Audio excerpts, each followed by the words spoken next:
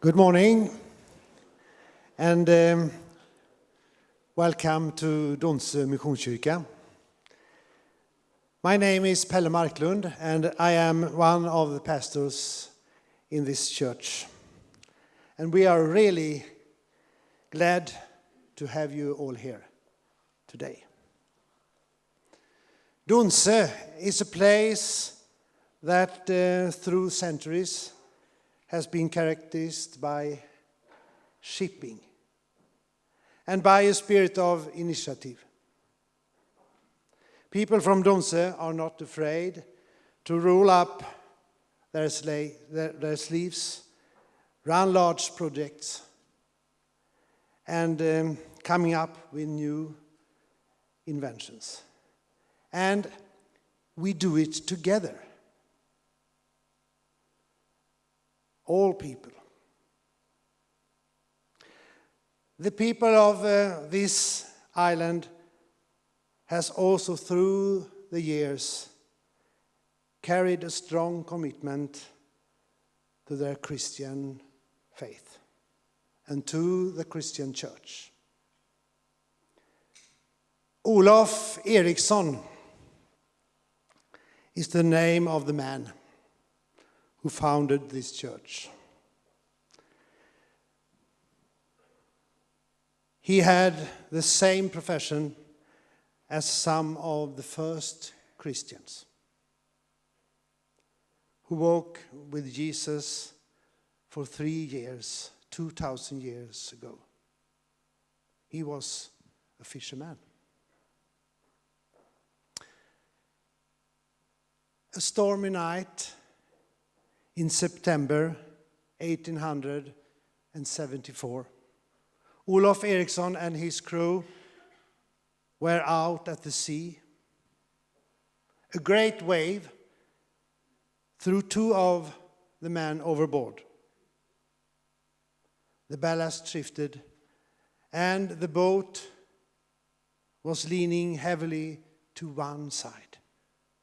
For a long time, the crew fought to get the 2 men out of the water. But they could only rescue one of them. Olof Eriksson hurried under the deck and started to put the ballast back in place. He was overcome by grief.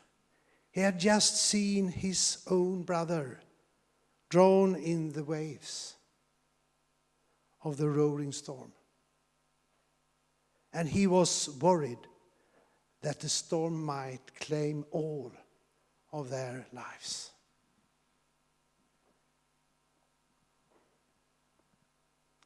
He fell down to his knees and in utter despair, he called out to God, "God, if you do exist, and if you do have the power to save our lives and bring us ashore, I will dedicate the rest of my life to serve you."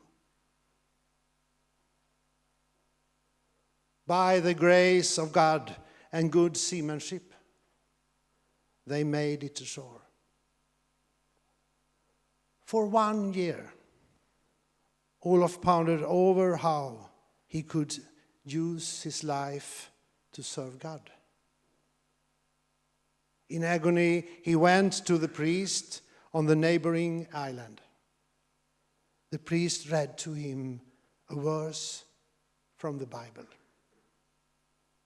Jesus said, "Come to me, all who are weary and heavy laden, and I shall give you rest." Through this scripture, Olof met God, and it changed his life. Home again, he started to read the Bible in his home. He read it out loud, and people came and listened to him. this is how the church started to grow. In 1974, 100 years after the dramatic event at the sea, this church building was built. From our congregation, from this church, Donsö Missionskyrka, welcome. May God bless each and every one of you. Welcome.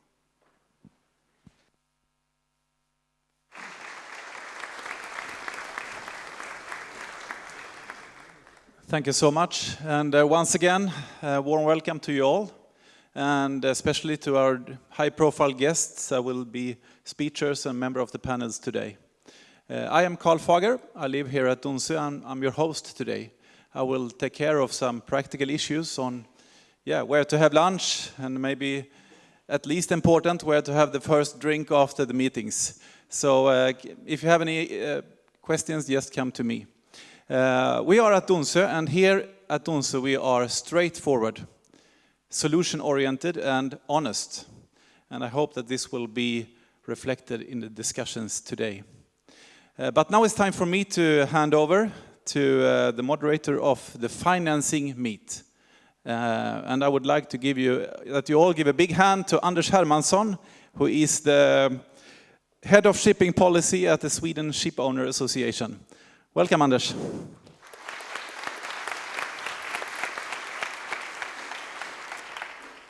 Thank you. And on behalf of the organizers again, welcome to the financial meet. I will have the honor today to moderate our discussions, and the theme for today's discussion is financing sustainable shipping, challenges and opportunities. But before we get started on this important and interesting topic, there are some practical things that I would like to inform you about. During today's seminar, and also in the afternoon, we will use a Mentimeter system. And I'm pretty sure that, let's see if we can get this one working, that a lot of you has used it before. And we're just going to get the technique working. So you log on to www.menti.com.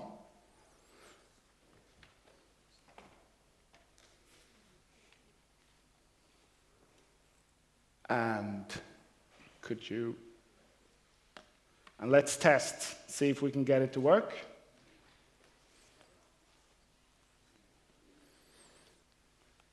While you log on, it is my intention today, since we have an intensive program, to let the speakers present and then leave any questions for the last panel discussions from you at the end of the seminar.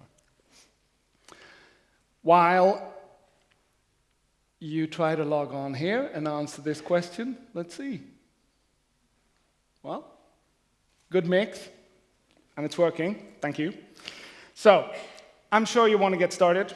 And let me introduce to you our first speaker, Professor Johan Kuylenstierna. Johan holds a professorship at the Stockholm University, and he is the vice chair of the Swedish Climate Council. And previously, I know you have worked as a technical advisor at UN Water. Please, Johan, you have the floor. Okay. Thank you very much. It's really wonderful to be here. I have a background from climate policy, water and climate policy. So of course you now expect a doomsday presentation of the climate situation and why it's so important that you show leadership in this sector, just as in so many other sectors. If I can get this slide, it would be great. Okay, let's see.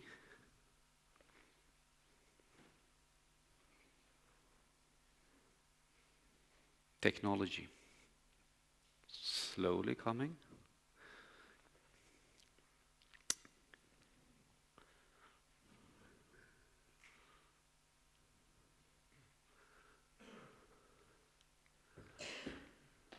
So there you go. So what I'm supposed to talk a little bit about is, the global shipping industry, is this essential for fulfilling the Paris Agreement and the SDGs? This agenda that we have ahead of us can be summarized in 2 words. And these are 2 words that I meet a lot when I'm out discussing and debating, in particular, climate issues. Threats. We see many threats from the climate agenda, from climate change, from climate adaptation. And many people feel very threatened about the transition. But my perspective is also that this is an agenda of opportunity. Transition means opportunities. And many see opportunities in terms of investments as well in the transformation to a low-carbon society. And I want to be very clear, since I'm coming more from the climate community, that shipping is essential as a solution for climate adaptation and mitigation from so many different perspectives. If we wouldn't have a global shipping systems, we would have millions of people threatened by poverty, by lack of food, lack of other necessities that you need in terms of development. So the global shipping industry, in its essence, is part of climate adaptation and mitigation. I have a few statements that trying to get into your sector, trying to understand how it functions and so on, that I found interesting. These are the emissions that global shipping causes in terms of carbon dioxide. I know these numbers are not exactly or precise, but they give you a sense. About 2.2% of all CO2. So it's a very small amount if you look at the global emissions. It's also interesting to see how efficient the industry is actually already today, and talking about solutions again. So if you look at grams per ton kilometers, and these are numbers that many of you are well familiar with, I'm sure. Shipping is at 3 grams per ton kilometers. And if you look at air freight, it's about 435. So it's very difficult today to see any other competitive way of transporting goods globally apart from shipping if you want to have a low-carbon society. So very efficient. Then you have also, of course, challenges in terms of what kind of volume will we have in the future. And one way of looking at this is, of course, that if you look at the global transport system, ships and airplanes, looking at the projections that we have, they may wipe out a lot of the efficiencies we will see in other sectors. So it's not that we can just continue as we do today. We also have to see improvements in the global systems. And it's interesting also to try to project this. In the business as usual forecasts, the growth of emissions would be somewhere between 50 and 250%. This is the planning we have looking at the future. So the range, the global emissions would increase by this much up to 2050. And of course, at the same time, you have your own targets set by your own organization saying that we should actually lower emissions, half them by 2050. And this is set in 2018. But I wouldn't be from the climate community if I didn't, have these kind of slides as well. What is the situation we have today? We see climate change affecting us in so many different ways, affecting natural systems in a way exaggerating the different effects that we have. And we are not on the right track. Why is it so important that you discuss these topics here today? Why is it so important that we try to find collaboration between different sectors, in this case, the shipping industry and the financial sector, to move things forward? Well, if we look at global emissions, they're actually on the increase again.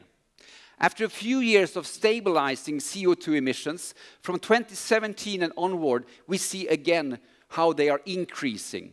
And we don't see this, we don't see a decrease in 2019 either. Unfortunately, the only time you see a decrease on this curve around 2008 and 2009, it was due to the financial crisis. So what we are after, what we need to achieve is how we can actually continue to grow our economies while at the same time lower emissions. And they, have various effects. And I just selected a few that you are very much linked to: sea level rise, how that can affect different parts of the world. storminess. There are some studies now showing that the average wind speed on oceans is actually increasing. Storminess is increasing, and this has an impact on your sector. The energy content of oceans and atmosphere is increasing, and the weather systems will therefore also be more active. And this may have huge effects that somehow we don't talk very much about, in particular in terms of infrastructure in the world. And this is clearly a sector, an industry that understands sensitivities when it comes to coastal infrastructure. The challenge, of course, in terms of investment is that we don't know. We can't answer if by 2050 or 2100 sea level will rise by 20 centimeters, 50 centimeters, or 1 meter. This is a risk. How do you invest under such uncertainties? And in terms of other challenges related to the oceans and the SDGs, we have numerous problems that are not linked necessarily to your industry, but are linked to the whole ocean environment that we need to deal with in different ways. Of course, we also have the political system, and you operate in a political system, all optimistic, isn't it? In 2009, we had a major meeting in Copenhagen, a climate meeting, where leaders were supposed to agree on a new way forward to replace what was called the Kyoto Protocol, how we can actually lower emissions dramatically. And they failed completely, which was actually good, because we were locked into a political system that didn't work in a way they needed to work if we really would like to get emissions down. It was very, very strict in terms of just top-down decisions. Basically, all decisions should be at the national level or international level between countries. That was the Copenhagen meeting. But there was another thing that is also really important, and one of the reasons I like to be out in contexts such as this one, the fact that the political system tended to be quite negative in its mindset. It only talked about climate adaptation in terms of threats and costs. The language in Copenhagen was actually, how do we share the burden of the transformation? How inspiring is that to negotiate? We are going to meet here today to talk about sharing the burden, sharing the costs. So we had a challenge in Copenhagen that we couldn't really see an alternative to shrinking economies and actually high costs. Then we started to see drastic changes in the world that completely also changes the dynamics. And this is exemplified by this solar power plant. So despite the fact that we had seen only challenges, we could also start to see the opportunities of the transition. And actually, only 6 years later, we got the Paris Agreement in 2015. And I worked in the UN system many years. If you change something like this in 6 years, going from a disaster to a success, that's enormous. It's very, very fast to get a completely different mindset. And in Paris, the rhetoric was, the mindset was, how can we share the benefits of the transformation? How can we ensure that all these benefits that we will create by developing new technologies can actually be shared and develop our societies in a positive way? The reason we could succeed also in Paris was the fact that we started to see things much more in a system. We understood that we cannot solve the climate challenge if we cause other problems, if we increase poverty. And we also started to understand that all these aspects in the global goals, the 17 global goals, they're all connected. They're indivisible. So economic development, the positive development, eradicating poverty, eradicating hunger, has to be also an integrated part of the global policy arena. And we had some drastic shifts that actually helped this. This is the cost of solar energy, the orange curve there compared to fossil fuels that you see towards the bottom there. The curve starts in 2009 at the Copenhagen meeting, and it ends in 2015 in Paris. So this disruptive change in terms of energy price has been one of the fundamentals why we could succeed and get an agreement in Paris. We could show that it's actually possible. Global leaders were very nervous about the energy transition when prices were up there compared to when they are down there at the bottom. However, another difference was also that global business started to drive the change agenda and take responsibility, not just and not opposing the political changes, but actually driving changes in the direction of sustainability. We have a far way to go, but this was one of the most drastic changes in the 6 years. You had global business leaders in Paris pushing politicians rather to take actions, only arguing that solutions must be global. They must be fair between countries, and they must be long-term and predictable. Now, moving to the future, just to put you in the mood where we need to head, because we have this idea of cutting, of course, 50% emissions up to 2050. If we look at the science-based targets, this is the agenda we have ahead of us. We need to go from 55 billion tons of carbon dioxide to 5 billion tons in 2050. That's the goal we need to reach if we need to stay below 1.5 degrees. So 1/10 in 40 years, or 30 years actually. Easy. So that's what you're going to talk about today and solve. The problem is that the global energy systems are still not moving in the right directions. These are the latest statistics from 2018. I know it's difficult to see these graphs, but the blue thing there is natural gas. And the yellow is oil, the brown is coal, and then you have nuclear on the top. The green is renewable. So when we have a high increased demand in energy, because this is the increased demand, we still are locked into the fossil society. There's no question about it. We have only started the transition. And this is why it's so important that we continue to see the leadership of different sectors actually setting science-based targets. This is an example from Sweden, where the Swedish Association, Shipping Association, have also set as their goal that they should be net zero by 2045. It's easy. It's only, we are almost there, but only 25 years ahead. Net zero. And all these different sectors have done the same. And we start to see this also at the global level. In order to do that, of course, we need to have predictable political frameworks. We have to have policy coherence. We have to have global collaboration, because today the business is, of course, global. And we need finance and capital. And this is what we're going to talk about today. How do we mobilize the capital needed? These are examples of new financial instruments, green bonds. And we see a drastic increase, no doubt. This is only from 2012 to 2018, moving from $5 billion per year up to $250 billion per year. But of course, this is still very small compared to the needs that we have. So a couple of words only to end from my perspective. And as I said, I'm coming from the climate community. I have the benefit of only talking about challenges and problems, and then I hope to hear about all the solutions that will come up in the panel discussion. We need leadership, and we have seen this leadership. We have seen it on the global level. We have seen it in part of the industry also, driving the transformation. We need this leadership. And actually, Thomson & Reuters produced a report only a couple of months ago talking about the need of corporate leadership in terms of the transformation. We will never get there otherwise. We need a change in mindset.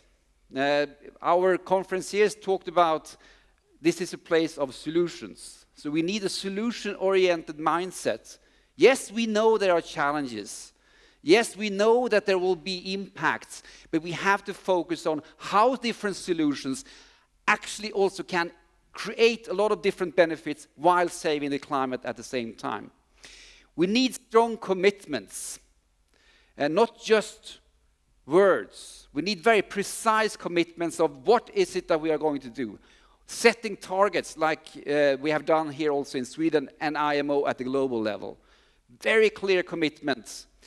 And we need to understand that we operate in a system. And this is not just, of course, in your sector, because you understand that already. You operate in the global trading system, which is very complex. But unfortunately, a lot of the politics still not least. And there is no exception when it comes to climate, so-called climate politics, tends to be very focused on specific parts of the system, and we have to be able to see the entire system. Otherwise, we will never get the transformation. And then, of course, today's topic, we need ways of mobilizing investments. And this may require that we have new thinking in terms of financial systems and collaboration between different actors. Thank you very much.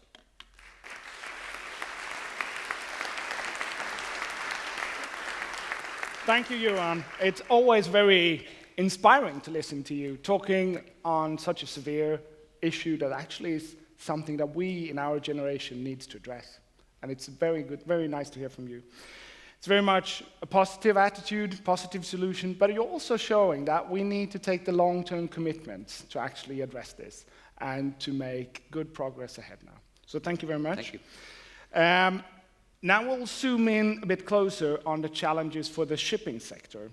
And from a Swedish perspective, we are very fortunate to have companies that are in the absolute forefront on the move towards sustainability. But there are challenges and opportunities for these companies. And how can they continue to be competitive, grow, and develop their business to meet the sustainability challenge? Because the companies needs to be the ones finding the solution, as we heard here before. So, and what are the needs from the ship owner side to the financial sectors? I'm sure these are some of the issues that will be mentioned today. And I have the privilege to present Mr. Carl-Johan Hagman, who is the CEO for Stena.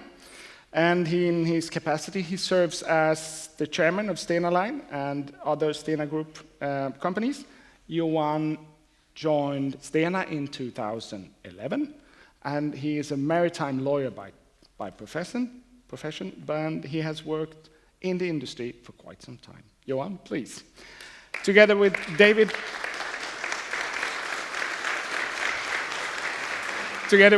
Christensen, who has the 10th generation of shipping behind him here on Donsö.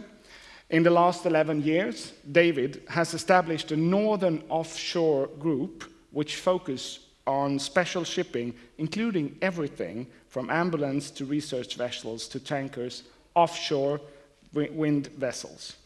Today, the Northern Offshore Group is one of the world's leading companies within transport of personnel and light goods to the offshore wind turbine sector. The group consists of 4 companies and has today approximately 65 vessels. David, please. Welcome.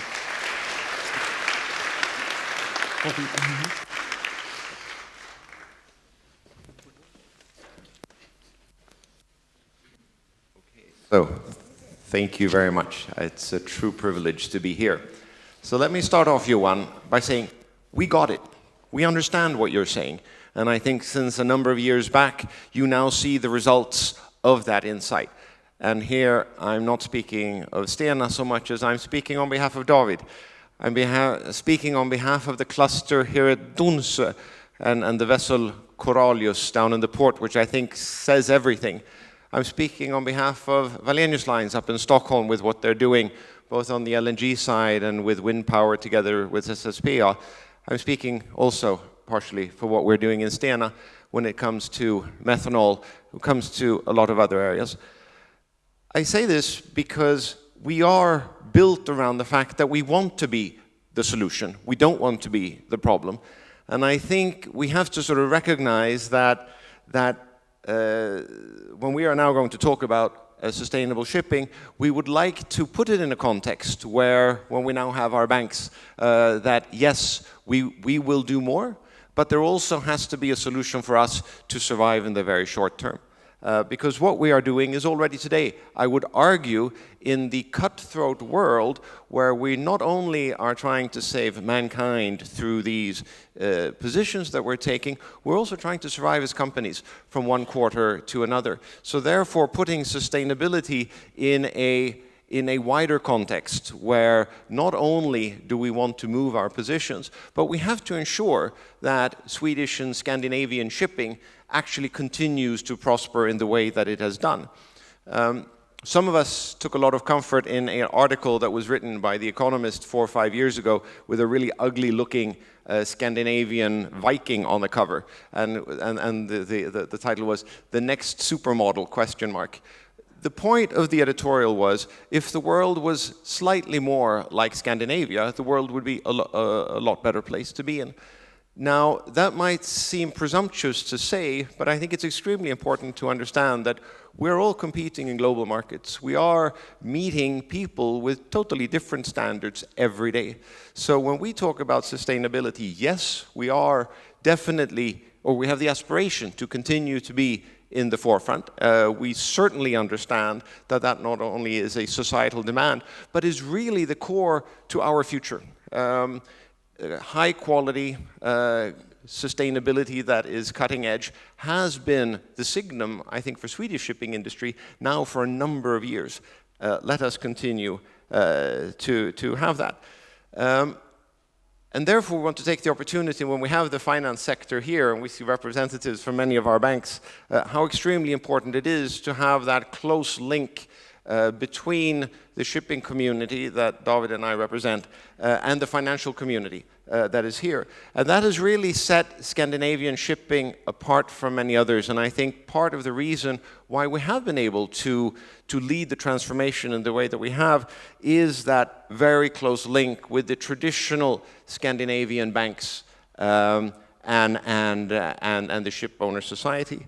And when I say the traditional banks, we should not forget Skeppshypotekskassan, because I saw Mikael Sell here as well, which I think is one of these really unique institutions where Sweden sets itself apart from the rest of the world and is one of the few competitive advantages that we have when we compared with other countries. So for us, it is, before we get into what I think everybody wants to discuss, is how do we finance the transition into more sustainable transportation. We just want to make the point between ourselves how extremely important it is that we have a very vital finance sector that provides us with the capital that is needed also to run our daily business. Now, that capital needs to be controlled by people who truly understand our business. And here we are concerned from the fact that shipping is very different from other businesses. Shipping is not one business. Different segments in shipping are different industries in their own right. And I think the 2 points that we would like to make just here on the screen is partially the cyclicality of our business. It's wonderful, it's global, it's a perfect supply matching with a almost perfect demand, which creates a cyclicality that is nothing new. We've had this since the 16th, 17th century when we started industrializing shipping. However, the cyclicality affects, of course, not only our profits and our cash flows and the underlying assets or the value of our assets, which of course in a sector where the cycles can be quite long. Rule of thumb, five, I was about to say 7 years, but I want to make our industry look better. So let's say that there were a couple of years of bad cycles covered with a couple of years of good cycles. And depending on where you make that short-term decision is really implicating our ability to get financing in the first place. And I want you just to bear in mind that if David or Don or anybody else orders a ship today, we get delivery 2023. We're going to be written that off in maybe 2043. And if it's a ferry, we're going to be operating until 2073. This is extraordinarily long term, where we're going to manage ourselves through cycles, many cycles, and therefore also the long-term capacity to be able to finance our underlying assets. So there's both a need for long-term commitment and an understanding for the peculiarity of our industry. And that requires specialized ship finance institutions, and we treasure the close relationship and the capacity that we have among the Scandinavian banks, for which we are very, very grateful. There are challenges, however, and maybe financing is not always as forthcoming as we would like, and therefore alternatives have developed, and therefore there is a bifurcation in the market. We feel both between different types of ship owners, but also between traditional bank financing and now new solutions that come up. And we're very anxious that these new solutions do not undermine the long-term relationship that we've had between the finance sector in Scandinavia and the Scandinavian ship owners. So with that as an intro, David, maybe you would give us some more hands-on examples of this. Thank you, Carl-Johan. To be a successful ship owner today, you need to know almost everything from the engine room up to the global trends that gives us the long perspective when we will take an investment decision. I will try to give a perspective from a medium-sized companies as we are representing here from Donsö. And there are a lot of big words, and also we talk about futures many years ahead, zero emissions, etc. But we also have a reality here today. Almost all Swedish shipping companies are family-owned. And we tend to live with the vessels for the whole life cycle. Asset play is not our common business, and it's not what we tend to do. The Donsö shipping cluster, for example, we are driven by innovation. And for over 100 years ago, we were one of the first that installed a cargo hold into a fishing vessel and start to deliver bulk bunker. 50 years ago, we were one of the first that installed double bottom in the vessels. And today, we are one of the first that order LNG-driven tankers. Why? I don't think we want to participate in this game if I talk about the owners from Donsö and also the Swedish cluster, if we cannot be innovative and build the forefront with new technologies and that we could feel proud of our vessels. That's it, I think, the biggest core of what we do. And otherwise we can start to do something else. And we need to be in the forefront because we could not compete with the size, we must compete with know-how and performance. Unfortunately, financing today has become harder and harder for the size of companies as us. The economic goes faster and faster. The financial system looking to have shorter cycles and shorter perspectives. This is going exactly the opposite of what we want.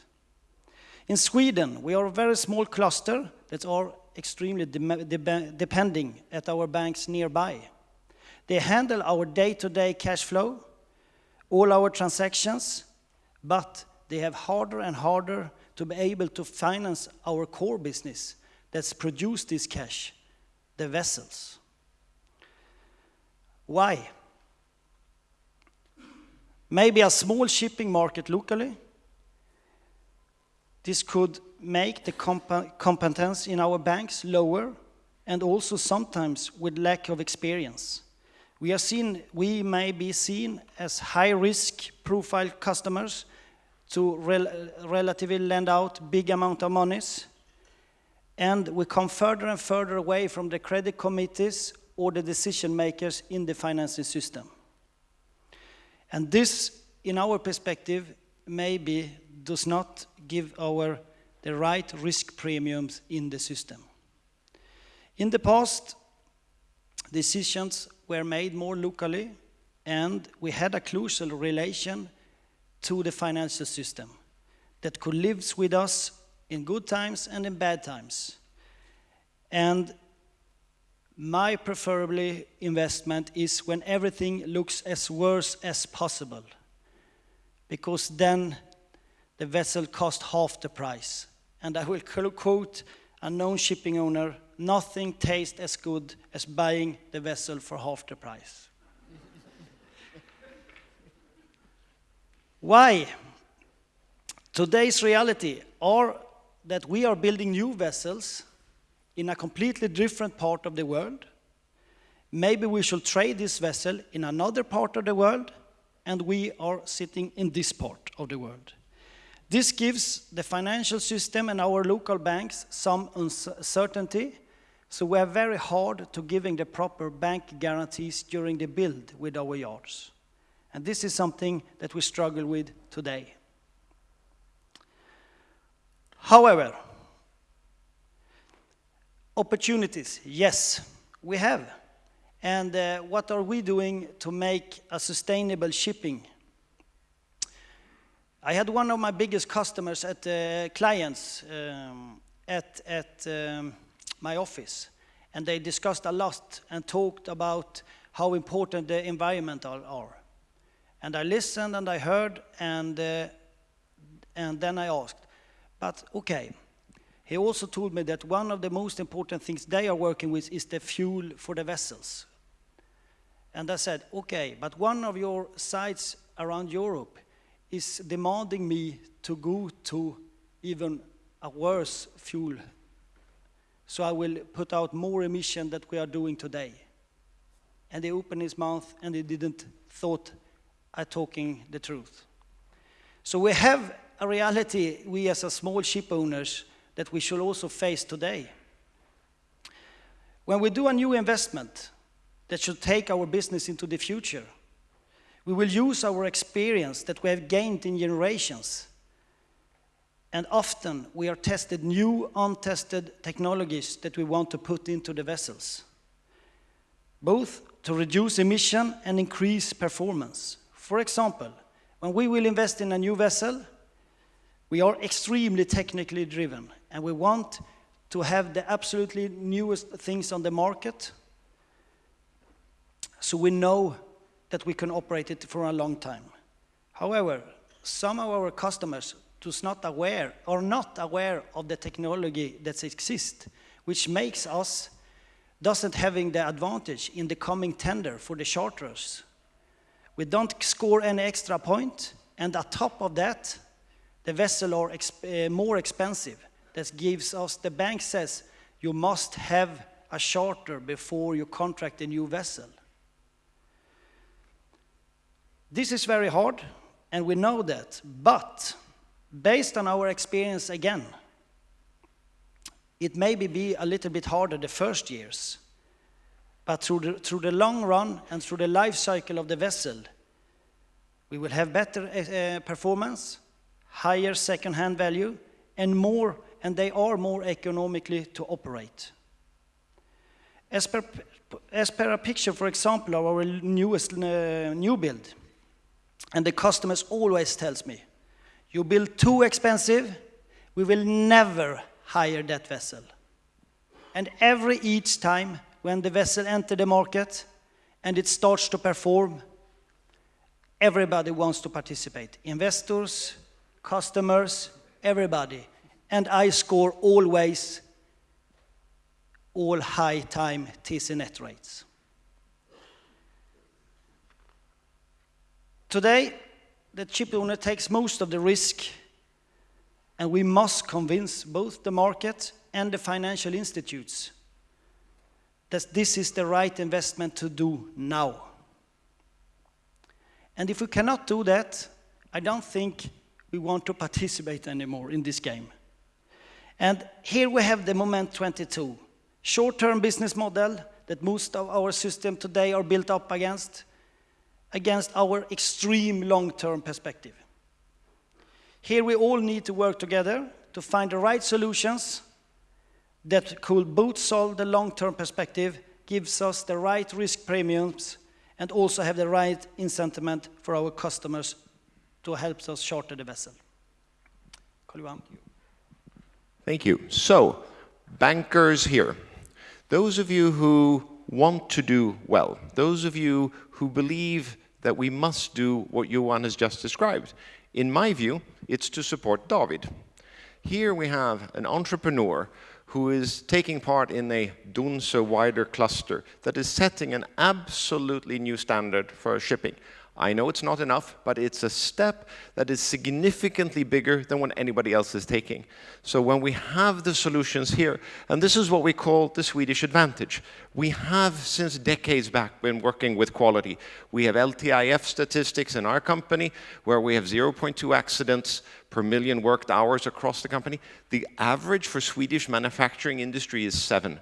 I mean, we are setting new standards. We do not have oil spills, according to the HELCOM statistics, any longer in the Baltic Sea. We are now addressing the emissions issues. And on the picture here, you see the next generation of ferries. We are currently building a series of fantastic ferries at Avik Shipyard. And many of representatives are here. The generation of ferries after that will be these vessels that will be, amongst other places, running between Gothenburg and Frederikshamn on electricity. There is a commitment that this is a path we have to go. We don't need to reinvent the wheel. We need to support the technological development and the Swedish shipping industry that is totally in the forefront. This will not be solved by legislation, as the point was made, I think, earlier. This will really be made by individuals who take significant personal risk. David, an applause for you. I think we should all give you our visits.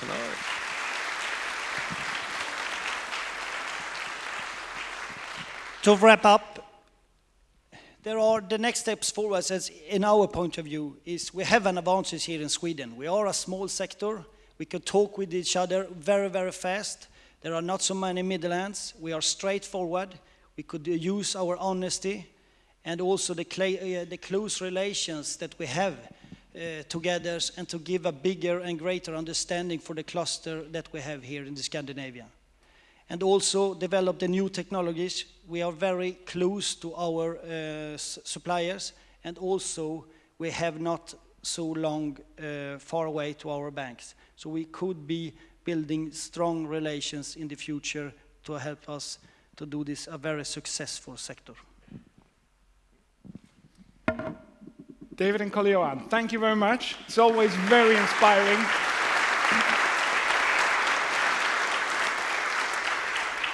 I'm very glad to hear that you're actually doing the step-by-step approach, moving forward, moving us step by step towards the goal. And that's actually very impressive. I'm very glad to hear you.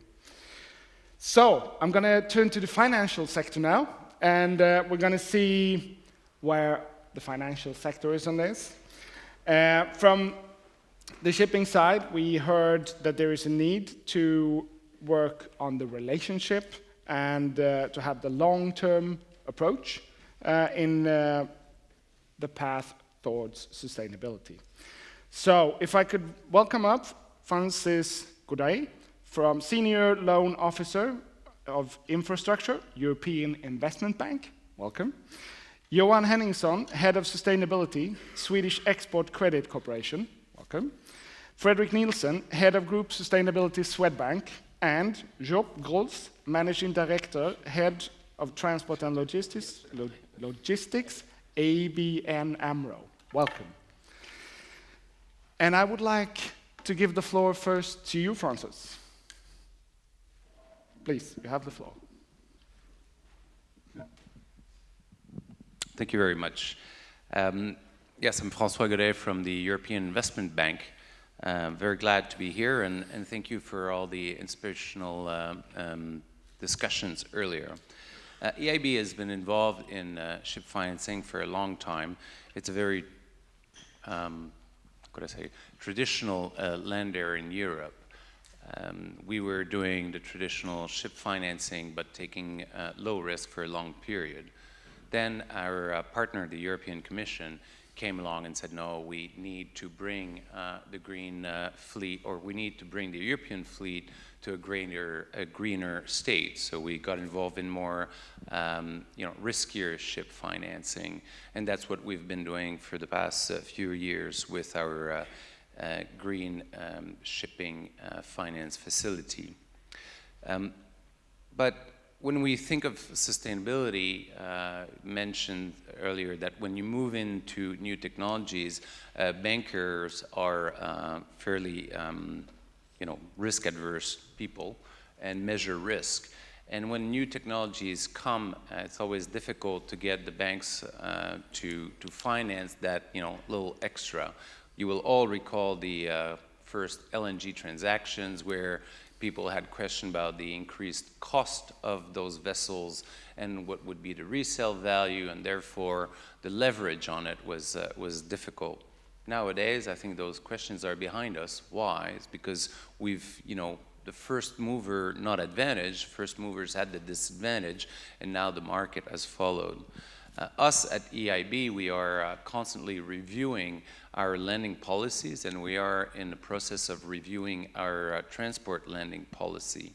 And from, risk-adverse lender in shipping to more commercial or, supporting the industry post-crisis, I think that where we are going to, locate ourselves in the future is to go and support those that go beyond regulation, those that make take a risk in technology, because as a public institution, that's where our role is going to be. Likely with our partner, the European Union, we're going to design financing lines and products to really help those that take the risk in more sustainable technology, alternative fuels. We're looking at very early stage technologies such as hydrogen, wind, also power in shipping, and the electrification of the fleet and the infrastructure for the electrification. I'm sure my colleagues from the industry will say that there are challenges, and really I feel there's a lot of criticism going to banks in the past few years, post-crisis, but it is difficult for banks to support new technologies. Why? Because the market is always unclear as to how it will recognize that value, and banks are lenders. They're using leveraged money to lend, and therefore those risks are difficult to take.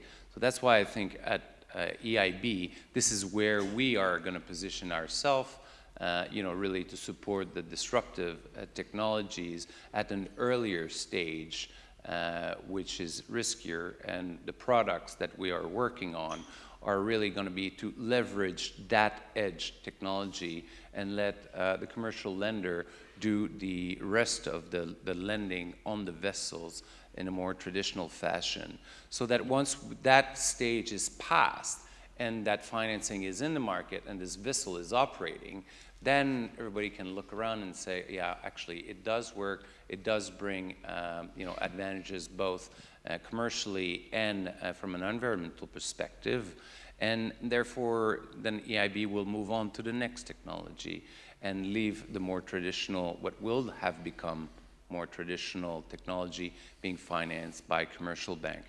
So it is not that easy to support companies like yours, and that moves ahead and at the forefront, and it's always more easy in hindsight once you have done it. But I think that's where EIB, with its new transport policy that moves towards the divorcing itself from the carbon economy, will add value and will position itself. Thank you, Frans. I'm very glad. Then I would like to give the floor to Johan. Thank you Please. so much. So my name is Johan Henningsson, and I am head of sustainability at the Swedish Export Credit Corporation. So we do export finance. And I would like to complement what you say with maybe a little more of a holistic view of sustainable finance, and also tell you a little bit about what SEK is doing actually to promote and to mobilize green finance to green projects and the green transition in the export industry. Because we really do believe that a green export industry will be the next export success for Sweden. But there is an initial cost, and there are a lot of investments that needed to be financed. But starting from a holistic point of view, and as we are in a church, I would like to say I do believe that banks eventually will become climate activists. It's like, and they will be activists in the same manner as they usually operate. Very detailed, a lot of questions. As many questions they will have about credit scores, we will have about climate.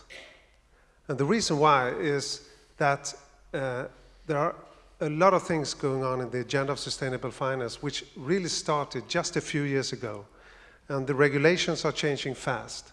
So what is green assets and what is not green assets will become a very important issue for banks going forward. And we don't know if that will affect regulations, capital regulations. In China, they really are affecting capital regulations. In Europe, not yet, but maybe it will come. So we will have a lot of questions about climate and carbon, really, carbon emission in our portfolios. So that would be a big issue. So going back to what we do, so Swedish Export Credit Corporation, we really do the export financings. We have lending together with EKN's guarantee. We have lending in more than 70 countries in the world. So we finance clients to Swedish exporters. And we see really a trend towards these projects, international projects, becoming sustainable. And that is, we really see the demand for Swedish technology and Swedish solutions, very often holistic solutions about how to actually create a transformation. And those needs are for real. In India, they are for real. There are new policies where the environmental aspect is really important when projects are done. So that's one part of our business, and the other part of our business is to finance the export industry in Sweden. And there, the shipping is really, really important, of course. So we finance shipping. We have done that for many years. What we did 1 year ago was that we see this green finance emerging.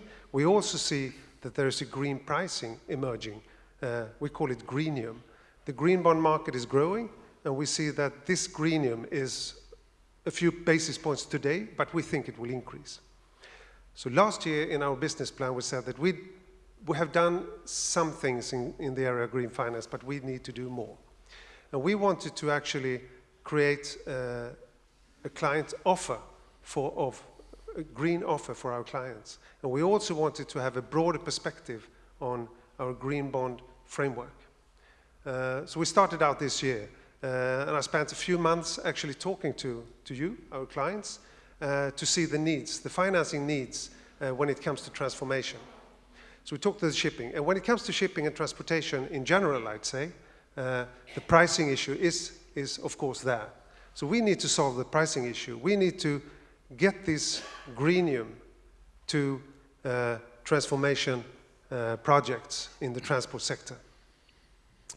The other big sort of challenge was that transformation is a step-by-step process. We see that you will not solve the transportation challenge in 2 or 3 years. It will take more than 5 years, perhaps. And we need to mobilize capital, green capital, for those sort of steps as well. So that is a challenge. So what we have done now is that we have created a green pricing curve, which actually is working from today, I think. And we will also launch a green offering where we will give a green pricing to loans that fulfill our requirements. And the requirements will be really to have green impacts that are measurable, so we can see them. The next step we will do is to create something that we call a transformation loan or a transformation bond. And we don't know exactly the appetite for this, because all the regulations that is created now in Europe is very much into sort of defining green assets very narrowly. And when it comes to shipping, that is also the case. So what we would like to do is to actually talk to investors and say, would you like to join our loans which will actually finance the transformation, the step-by-step transformation in the transport industry, including shipping. So that is something we sort of really looking into.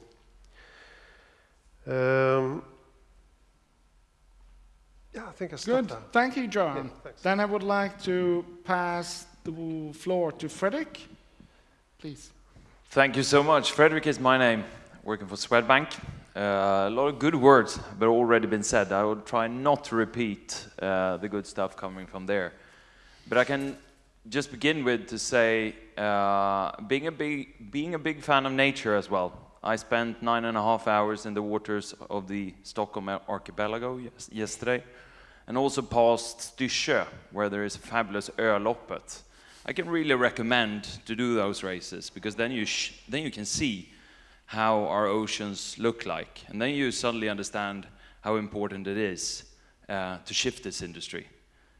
Because even if it is 2.2%, it is instrumental, because we believe that globalization will not disappear tomorrow. We need to shift this industry. And Swedbank is financing today and will do tomorrow. That is the clear message that I want to send. Second, or really the first thing that I wanted to tell, is that we have started. Yes, we issue our own green bonds. We have mainly assets within real estate there today and renewables. Not enough from shipping. Looking forward to see more there on pollution prevention, but for sure in new financing of vessels that will lead us up to 2073. Isn't that frightening? For me, it is frightening, because that is the true long-term perspective. And we don't really believe that that long-term perspective is there today. We see CEOs, not only in shipping, having one story in their left pocket for analysts and for investors, and then it's return on equity, and it's dividends, and it's financial numbers on quarterly basis. That's the short-term story. On the other hand, in the other pocket, there's a story about society, the role of the company in society development and climate, and it's long-term. But we haven't seen the merge of these stories coming into financial rooms to the extent that we really need. And that's disturbing, because we don't have the time. So what I believe is that we're moving into a totally new narrative. We're moving into a new world. It's big words, but we're doing that. And that is the reason why it's so damn hard. Because we have seen agricultural revolution or industrial revolution, now we're coming into the new revolution. And we don't have all the solutions. And I'm very happy they reach out the hand and say that we need to further connect relationships and collaborations. Because we believe if we're not staying close to our clients, we don't know how our shipping clients might think, what they target, and if we can trust them. Relationships and collaborations will be key tomorrow. And believe it or not, I think disclosure will be an important key of this. Disclosing your targets and outcomes in your reports, because that is the proof in the market. Second thing is this around the big asset. It's big assets with long life. And we definitely feel that it's hard to understand how to mitigate these risks with new technologies, because it's one day it can be LNG, next day it's a scrubber, the other day is hydrogen, and then we have electrical. And we fear that the economic system and the world might not have the ability today to look in these maybe 5 or 10 directions of technology and assessing risk in the best possible way. So we definitely need to raise our game, build our competence, further strengthen our relationships. That is what we need to do. Otherwise, it will be impossible to be a bank and be a part of this transition. And yes, we're also constructing savings products to be a part of the transition. But I must say, end clients or end customers in the retail segment, they rather go in or out. Exclusion is the easy way to look on the future. No, I won't invest anything in fossil. And we believe that the big companies definitely need to be part of this transition. But there is a big task to be done in the society. Because if they don't shift, we don't have a chance of reaching the timeline. And last but not least then, we just want to urge you, build flexible, build long term, because there will definitely be not maybe new biofuels, but maybe biofuels en masse. And then it's important that the long-term vehicles can shift. But I also think that there is a big need for leadership, as you have shown here in Donsö for many years. Spread the word to the world, but keep your competitive advantage. Because the only starting point we have is obviously that it's about future-proofing your business. It's about future-proofing your ability to create cash flow. But in the end of the day, we all have hearts, and we believe that this future is the only future, so we need to be the right thing. And you can just see in this panel today, 4 individuals. I think gender diversity is shit in this panel. And I would say that it has been demonstrated by people as smart as you, Johan, that women tend to look more long-term than men do. So I would say that looking forward for the next conference, and I'm a part of the problem, I know that as well. Thank you. Okay, our last speaker, Job. Is that also a guy? Oh, thank Sorry. you. Yeah, it's hard to add anything to these wonderful words. I, by the way, agree on the diversity. We should change that next time. Very pleased to be here. Heading the Global Transportation Logistics Group for ABN AMRO. The people that don't know this bank, is a large Dutch bank in almost anything that is has to do with finance, commercial banking, private banking, investment banking, retail banking, domiciled in the Netherlands, but also quite active overseas. In the shipping sector, we are quite active already for decades, so that proves our long-term history. Offices at the moment in Singapore, New York, in Athens, in Oslo, and in Amsterdam. I had the privilege of spending 5 years with the team in Oslo, so I'm very glad to be back here in Scandinavia. And I see in both countries, by the way, in all 3 countries, Netherlands, Norway, and Sweden, a lot of activity in making the industry greener. And in my mind, it's a process. This is not done overnight. This is a long-term project to get to zero emissions, but we all have to do it together. And I think that is something that is in the mind of ABN AMRO. We have to do it together. It's very easy for a bank to step out of cyclical and, if you like, polluting industries. It's much more interesting and much more of an interesting challenge to be part of it and help the entrepreneurs like yourselves, the companies, the developers, the initiatives that you take to help them bring it to life and provide the best capital solution that you can think of. So we're there to help the industry. I would like to list a few initiatives that we have done, and some you may like and some you may not like. That's also part of this process, I think. We have initiated the Responsible Ship Recycling Initiative. You might have heard of that.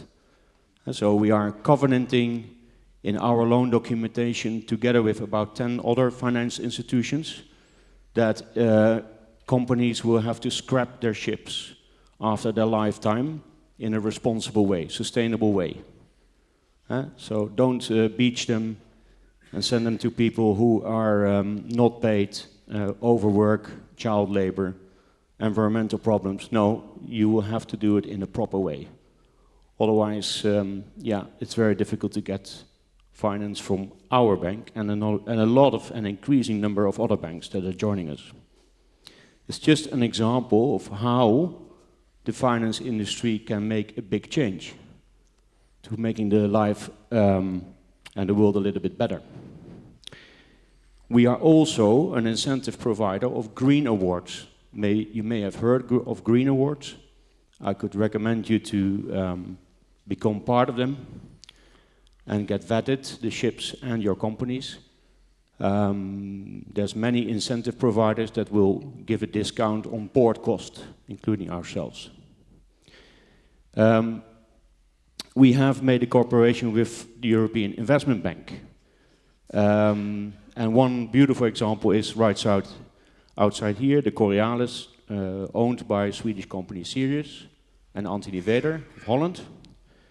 Chartered to Gassum, fantastic project, really a blue ship. And we're very likely to do more in the future. We have already a few years ago, for the same owner, Anthony Weder, placed a bond, a private placement, that was vetted in a green way. So there was an insurance company taking that loan up, so no balance sheet and from the bank, but we structured the deal in order to make it interesting for a different type of money, in this case insurance and pension fund money. And since that we have done that a lot of times. So there's pockets of money, including green bonds, as you were saying, that are increasingly interested to come into this industry and help you to make a green and the green transition and the innovation happening. Then you may have heard of the Poseidon Principles. That was signed in June in New York during Marine Money. ABN AMRO was one of the first of the 11 signatories to the Poseidon Principles.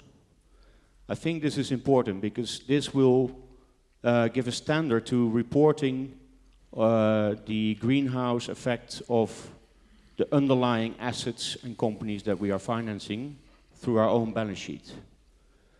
And of course, while reporting in the future, we will transpose that to the trajectory that you were mentioning of coming to zero emissions in 30 years.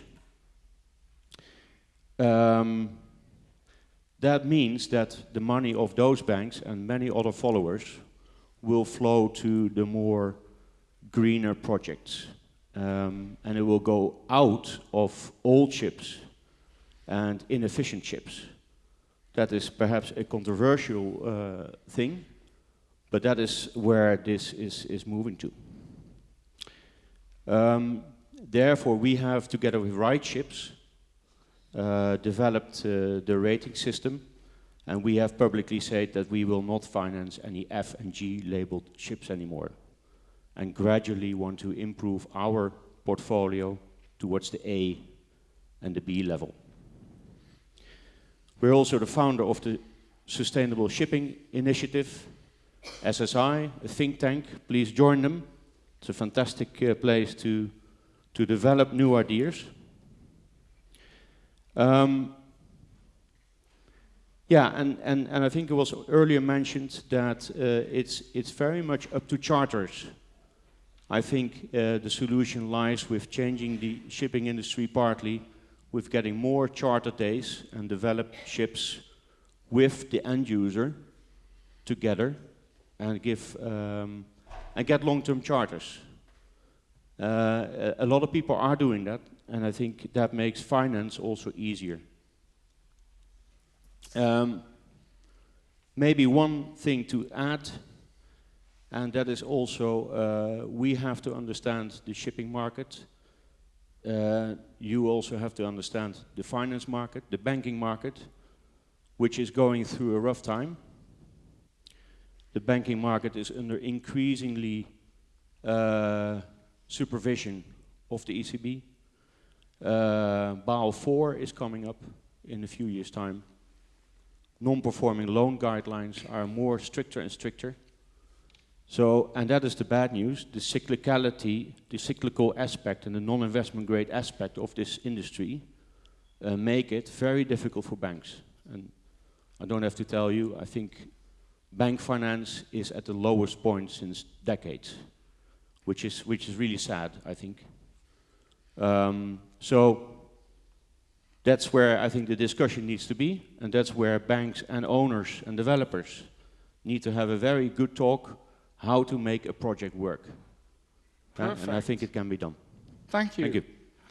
Excellent, very interesting, and there are certainly interesting things happening in the financial sector. I thought we'd do just like yes and no questions to you and see where we are.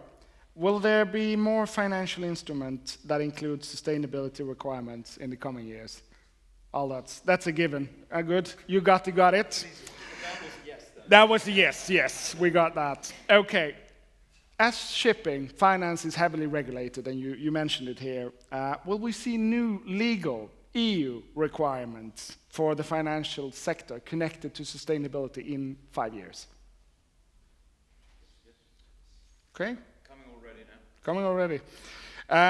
You mentioned earlier KYC, know your customer. That's the requirement for banks today and the long-term perspective. Will we see that? Will that sort of drive the banks in a different direction than we've had before? Do you think that? Because there are upcoming requirements that you actually need to know what your customers are doing. Yeah, okay. Good. A lot of yes here. So, will your bank increase your lending towards sustainability in the future? Good. Towards shipping then? It's almost like, if we would say no there, it would be like, Yeah. we're out of the society. I was just getting you on the yes track, so just continue to say yes. Well, excellent. Thank you very much, and thank you for good input. Now I would like to move to a small discussion, but first,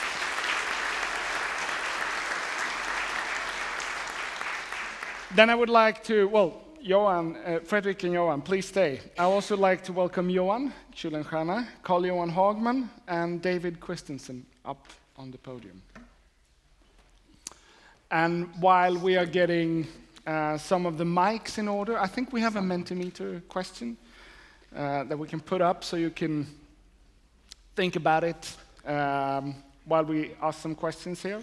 And the question that I want you to answer on the Mentimeter is, what are the main challenges from your perspective in acquiring funds for sustainable investments? And just write the word that comes into mind that you feel is the most challenging part. Okay, very glad to have you all up here. And we'll come back to that in a little bit and let people answer the question. But what is actually the responsibility from the financial sector and the shipping sector for reaching the sustainability goals? What is actually your task in this? Can I start off with Fredrik from Swedbank on this? Would love to. Thank you. Is it okay? Yeah. No, I think referring back to what you said on EU legislation, I think what we have seen already started in the Financial Stability Board in G20 a couple of years back. It was concluded that if financial institutions doesn't understand their risk and advocate proactively around climate change, just climate change, we see financial stability risk for nations. That is the starting point. And that is also the FSA's mandate for supervising the banks. Because the banks they have a low risk mandate. And I can just say that that is also challenging. That foundation is challenging because the environment, as we all know, is not always low risk. So it is tricky to balance the low risk mandate that we have as a systemic actor in society. But on the other hand, we want to be a part of the future society and advocate and be proactive. So I think that there is the thing, but we can also see that the speed in the transition that Johan talked about isn't enough. And we see that not only the G20, but also EU is pushing banks and other financial institutions to not be in the back seat anymore. We should be in the front seat. And once in a while on the motorhuv. I don't really know that word in Swedish. And that means being close to you, advocating for you to take long-term investment decisions that future-proof your business. You know that yourself, I know that. But we also need to be part of that game. And this is a transformation within banking. And at the same time, digitalization is moving in, obviously. So in the back of all this, we at least have a big retail business. So we should help our small corporate customers, but also a lot of private customers to make sustainable investments. Excellent. So it's a delicate task, but it's the only task. Because yes, we are committed to be Paris aligned, and if we feel that we cannot be, we're not part of society. So we're moving into this narrative, and the role is totally different. Good. John, do you want to Yes. fill in? Such a long... Is it on? Yeah. Such a long answer, I don't remember the question, but I do think that there are we have to see on the financial sector at different levels. So I think the banking and the financial sector in whole has been had a observer role, as you say. We need to get into the front. And that is more, if we want to take part in a system solution, which this is, the financial sector is one part of a system. That is very important that we realize that. And that is something that is coming up in new principles for sustainable banking. And that is something totally new for banks, I'd say, to take that more active role. And you can, for instance, you can look at, there might be a need for small projects, for instance, to create sustainable developments. Normally in the financial sector, project finance is very takes a lot of capacity. It's very expensive. Maybe we need to find solutions where we are more proactive in telling the projects what we need. We have been much more like we wait and see what happens, and then we put up our costs. That could be one thing. And at another level, I think exactly what you say about the Financial Stability Board and what is actually happening and the real risk for the financial systems in the world for actually not coping with climate change is driving the financial sector. And I think this is very, very strong. And financial sector, we like numbers. And we are actually just about to invent those numbers. And it will really be like, I just read it before I came here, it's weighted average carbon intensity, and it's total carbon emissions. These are the things that we will ask for. And if you read the Poseidon Principles, that is one answer to actually give us those numbers. So once we get those numbers, we will start to use them. I think that's very, very important. Also, we see a trend among asset managers to actually decarbonize their asset portfolios. So,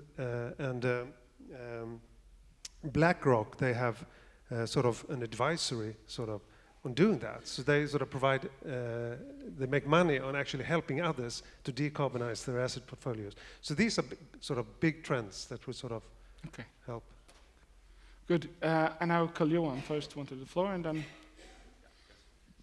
Just to comment, the picture changes a bit, but let's just not forget that there was, for a time ago, profit was in the middle. I see it sort of shrunk away, and I bid you all very welcome to the seminar at 2 o'clock, with the commercial reality that we're facing.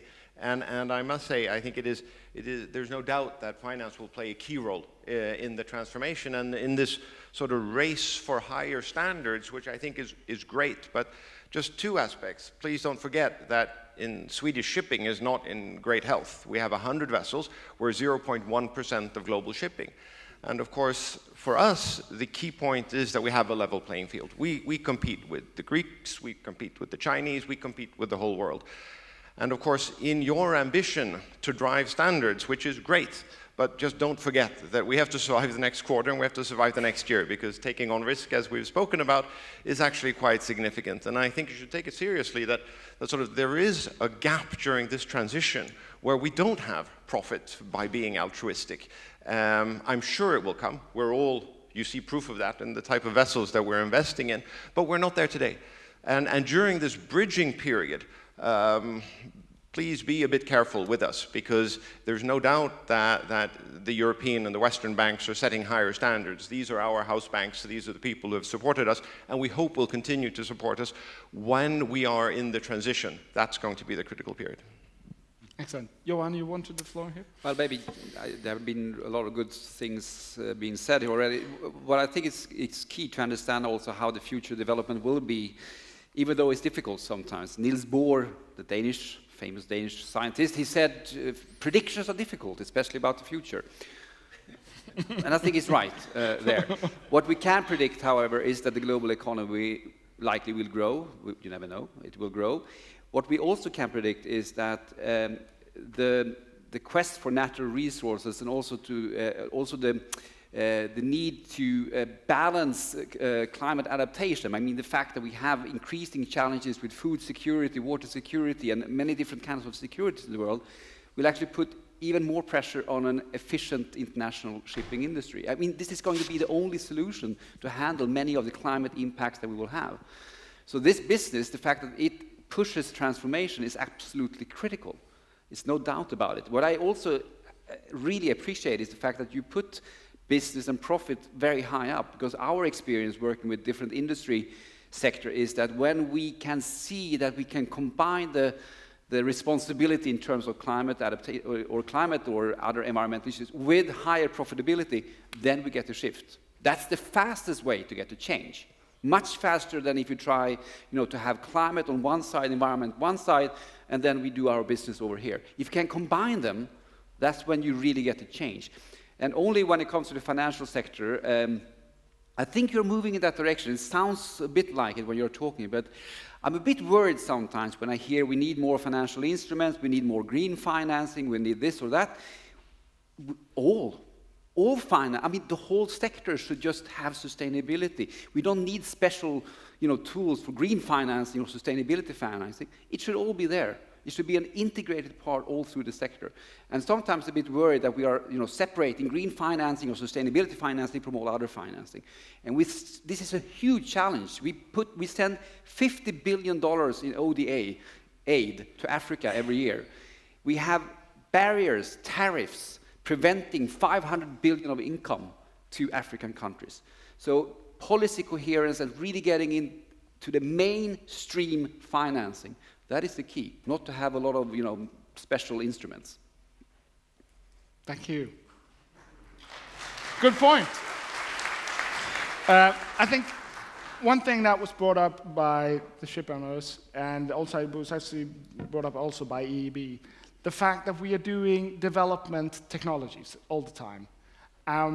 Sweden and a lot of the Nordic countries are really in the forefront pushing this, and it is essential to move towards more sustainable shipping in the future. But at the same time, it's so tricky to finance. This is one of the main challenges for us. Will we see Swedish banks sort of connecting closer, using the funds available at the European Investment Bank in the future for shipping, but also for other industries, trying to fund this, because we need to take a leap. You want to start this time? And I can take a short afterwards. That's absolutely true. What I think we are seeing, the financial sector is seeing, is the economic benefits of transforming. That doesn't take away the credit risks. So there need to be other types of solutions. So we have the same credit process as before. The change is that we're put in, is this a part of the transformation? Because then we think that will work in a sustainable economy. So that will sort of make it easier. So we start to understand that language. That's a change. But it doesn't take away the credit risk component. That is still the same. So we have, and as we said before, the banking sector is really regulated, more and more regulated, and it's more and more difficult for banks to actually finance. The path forward, I think, is to there's something called blended finance when it comes to to cooperate between different financiers and actually sort of promote risk capital at one stage and maybe state risk in some cases where the banks could not take risk and so on. So it's a cooperating issue, but I don't think that we still need to see that those projects that we finance are credible and financially viable. That will not change. When we look not only in shipping, but transport and energy, companies are innovating themselves to death to reach this. I think it would be a surprise if the financial sector wouldn't have a need to innovate. So I definitely think that there will be much more collaboration, new solutions in how to share risk, and EIB for sure playing a key part of this. We now, within Swedbank, we have a sustainability improvement loan. We believe that it's not all about the assets. For sure, assets can be fairly easy to estimate if they have a sustainability, so to say, positive effect. But in the end of the day, it's the companies. And the companies need to have, as you said, cash flow. So shorter term loans, but we also need to understand that the company is moving in the right direction. So our sustainability improvement loans rather goes to the company. But we need to understand that the company is moving in the right direction. And we're looking into new ways of doing just that. So yes, new products are coming. And we have seen some large syndications in the market around this. And suddenly you have a green covenant on carbon, or on waste, or something else that is relevant. Thank you. Carl-Johan and David, you've heard, what is your reaction? Is this meeting your needs, or are there still challenges that you really would like to see being addressed? How can we bridge the gap? It's a lot of words. I will comment quite quick. Don't say what to do. Do what you say you should do. We do.